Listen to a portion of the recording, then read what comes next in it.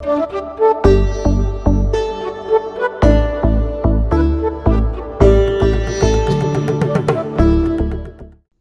Mahabharata is called the Panchama Veda, the fifth Veda. It packs within itself and across its several stories and anecdotes the very essence of the truth of the Vedas.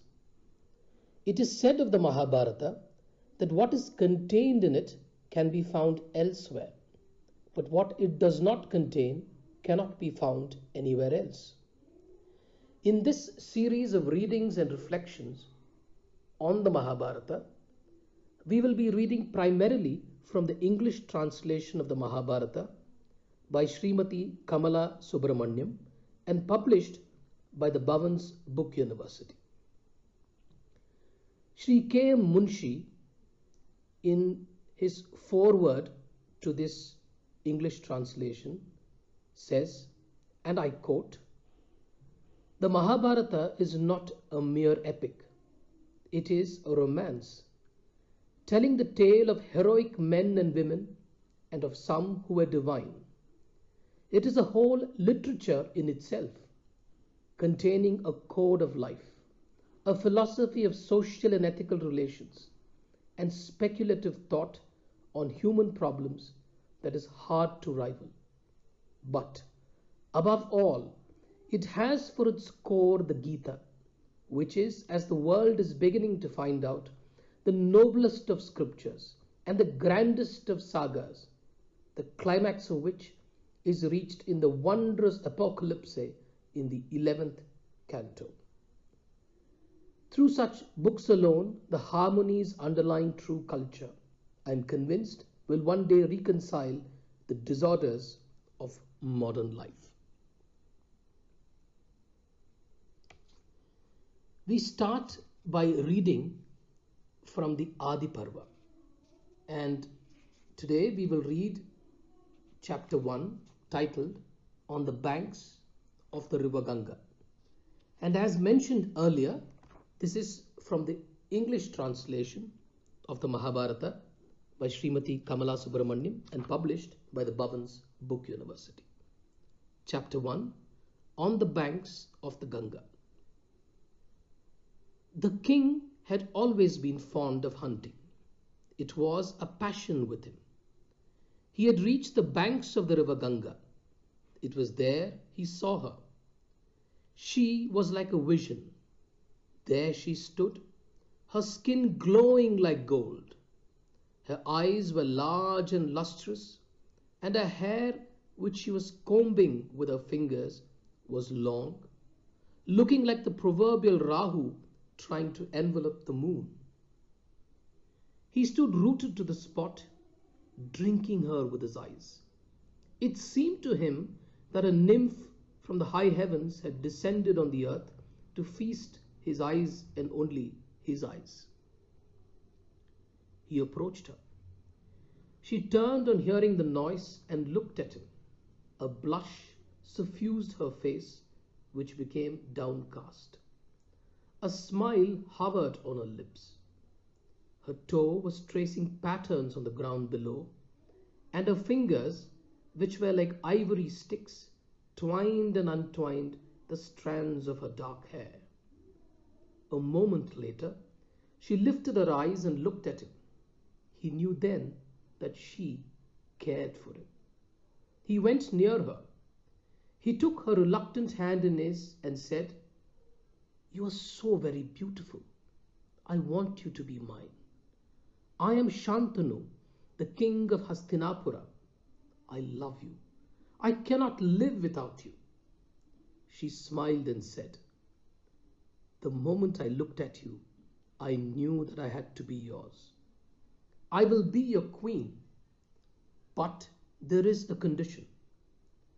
You must not cross me in anything at any time. The moment you displease me, I will go away from you, never to return." "So be it," said the love-lorn monarch, and led her to his city. She was, to him, the ideal wife, the companion in every sense of the word. She pleased him immensely with her charm, her beauty, her sweet words, and her many good qualities. He lost count of time when he was with her. She was called Ganga. Days passed by, months too. Ganga bore the king a son. His joy was immense. At last, a son and heir had been born to adorn the time-honored throne of the great Pauravas. He hastened to the queen's chambers. He was told that she was not there. He heard that she had hurried to the banks of the river Ganga with the newborn child clasped in her arms. He could not understand. He hurried to the river bank. There his horrified eyes saw a scene which he could never blot out from the tablets of his memory. Ganga. His dear, beloved Ganga had just flung the newborn child into the river. There was a look on her face which teased him for days together. She looked as though a great load was off her mind. He wanted to ask her, but he could not. He remembered the promise he had given her, that he would never, never cross her and displease her. It happened again a year later, and again and again. 7 of the king's sons were thrown into the river by Ganga. The king was silent. Love, they say, is blind.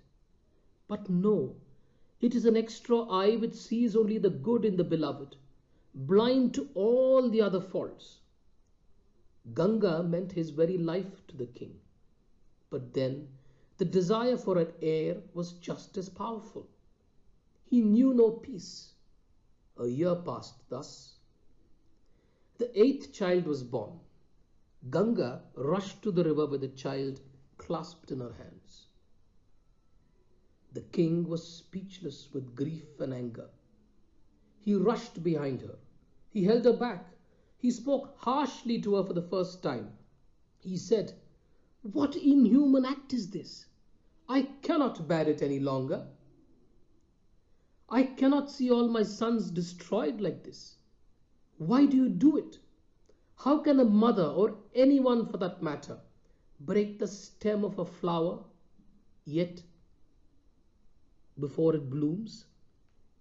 Please give me this one son. I cannot keep silent any longer." As we can see, fate has a strange way of intervening. During the first 7 instances, Shantanu did not stop Ganga. But it was only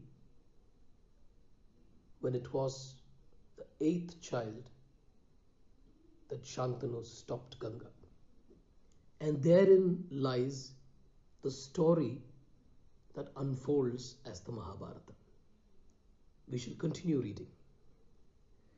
There was a strange smile on the lips of Ganga.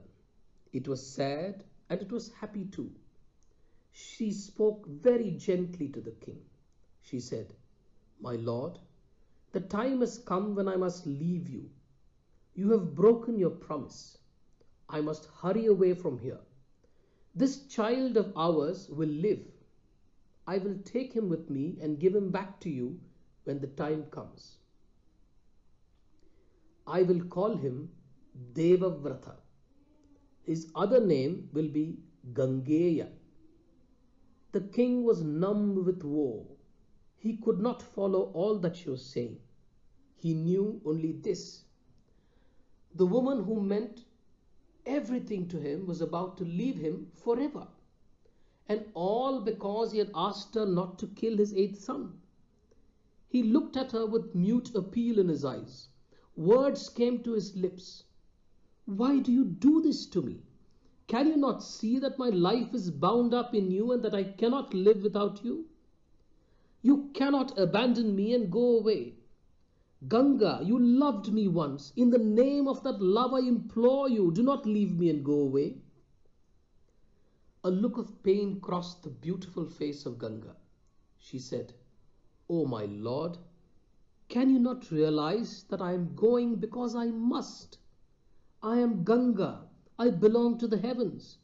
Because of a curse, I had to live the life of a mortal on this earth. You were the great king Mahabhishak in your previous birth. You were once with Indra in his court. I came there. You looked at me with eyes full of desire, and I wanted to be yours. The celestials did not like it. They sent me to the earth to be the wife of Mahabhishak, who was to be born as Shantanu, the son of Prathipa. Thus our life of love became possible. We have been happy. My Lord, do not try to stem the tide of time. Things that have been ordained to happen will happen. Not you, nor I, nor all the gods in the heaven can alter the order of things to come. The king looked puzzled. He said, Still I do not understand. Why then the killing of these 7 children who were born to you and me? Was that also part of the curse? Yes, said Ganga. These 8 children are the 8 Vasus who were cursed to be born in this world. I had promised them that I would bear them and grant them release from this life the moment they were born. But this 8th has been cursed to live a long life on this earth. Hence, he has been allowed to live. Do not grieve, my lord. I'll give you your heir, and I will take care that he is prepared in a manner suited to the role he has to play, the heir to the throne of the illustrious Pauravas. This 8th child, as we see, would grow up to become the grandsire, the greatest warrior of Bharata, Bhishma. And in that curse and in the several incidents and episodes that unroll later, we will see how the first seeds of this grand story are sown. We shall continue reading. When the veil of illusion is torn and the eyes are allowed to look on truth, the eyes, we find, are not strong enough to do so. It was so with the king. Ganga, the goddess from the heavens, thought fit to play wife to him.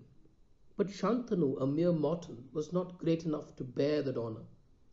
His mind refused to face the truth.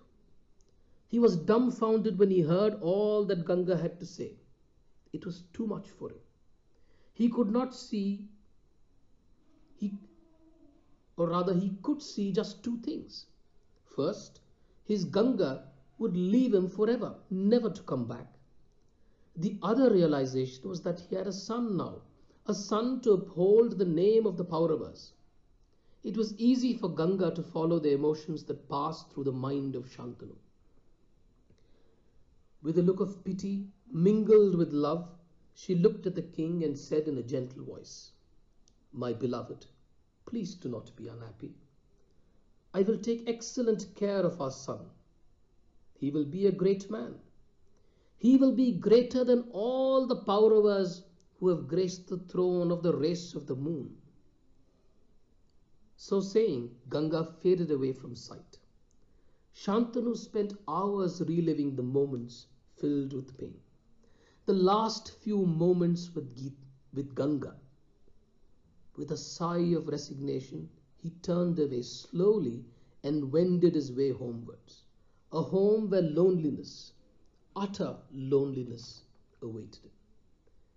This ends chapter 1 of the Mahabharata, in English translation by Kamala Subramaniam. The chapter named On the Banks